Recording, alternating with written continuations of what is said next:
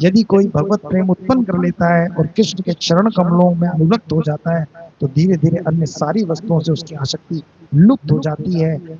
जैसे ही हम लोग प्रभु की ओर बढ़ेंगे, भगवान की भक्ति में उनके से राग उत्पन्न होगा, और जैसे जैसे भगवान से राग होगा वैसे वैसे संसार से हमें आसक्तियां हमारी कट जाएंगी, वैराग्य होता चला जाएगा।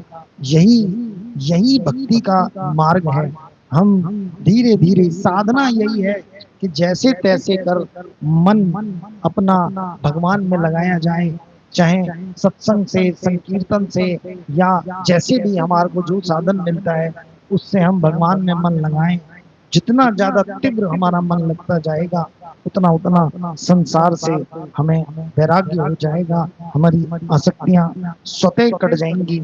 इसके विषय में भगवान कह रहे हैं, पंचम पुरुषार्थ यही प्रेम महाधन, कृष्णेर माधुर्य रस कराए आस्वादन। चार पुरुषार्थ इस संसार में कहे गए हैं, धर्म अर्थ काम और मोक्ष, लेकिन पांचवा पुरुषार्थ महाप्रभु जी बता रहे हैं कि प्रेम महाधन है। चार पुरुषार्थों को पाना तो इस संसार में हर जन्म में हो रहा है, तीन पुरुषार्थ तो हर जन्म में मिलते हैं, मोक्ष चौथा पुरुषार्थ है। उसको पाकर भी जब ब्रह्मानंद से लाखों गुना बड़ा प्रेम आनंद है, तो महाप्रभु भी तो प्रेम का ही प्रचार प्रसार करने आए हैं। तो वो कह रहे हैं कि ये प्रेम धन जो है ये भगवान श्री कृष्ण के माधुर्य का आस्वादन कराता है। जो भगवान का माधुर्य का रस है उसका आस्वादन कराता है जीवों को। प्रेम प्रेम हेते कृष्ण है निज भक्तवश, प्रेम हेते पाए कृष्ण सेवा सुख रस। प्रेम से कृष्ण अपने निज भक्तों के वश हो जाते हैं।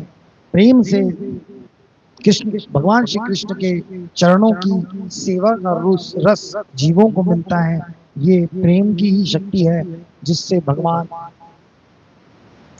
तुच्छ जीवों के वशीभूत हो जाते हैं, उनके भक्ति के, उनके प्रेम के वशीभूत हो जाते हैं। और जीव जो भक्ति में होते हैं उनका लक्ष्य होता है कि प्रभु की प्रेम में होकर सेवा करें और वो भगवान की सेवा पाते हैं।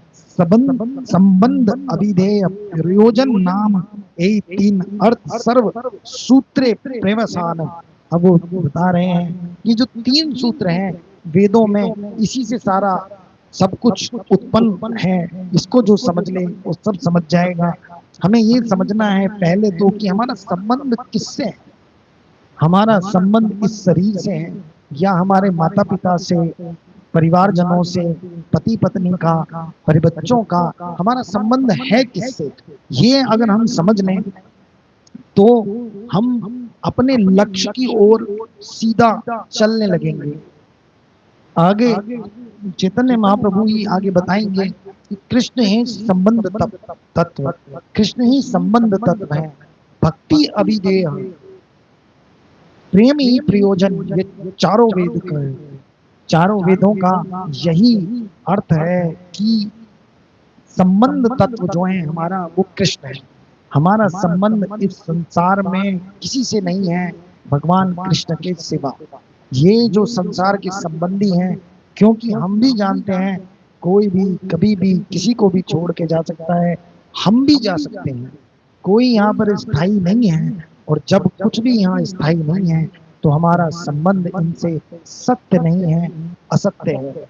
और जो असत्य संबंध है हमारा वो उसको हम सत्य मानकर फंस रहे हैं और दुख पा रहे हैं। हमें केवल इसको ही समझना है कि संबंध हमारा किससे है। हमारा संबंध श्री कृष्ण से है, और श्री कृष्ण तक पहुंचने का मार्ग क्या है, कर्म मार्ग, ज्ञान मार्ग क्या है।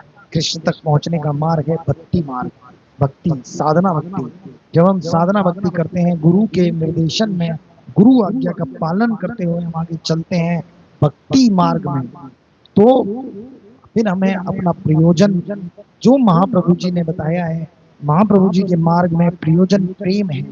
प्रयोजन मुक्ति नहीं है, प्रयोजन भगवत दर्शन भी नहीं है, प्रयोजन है प्रेम, कि भगवान का प्रेम प्राप्त हो। प्रेम के लिए वैदी भक्ति से रागानुगा, रागानुगा से भाव भक्ति, और भाव भक्ति से वो प्रेम की प्राप्ति होती है, जो एक शक्ति है प्रभु की, जो वो सबको नहीं देते।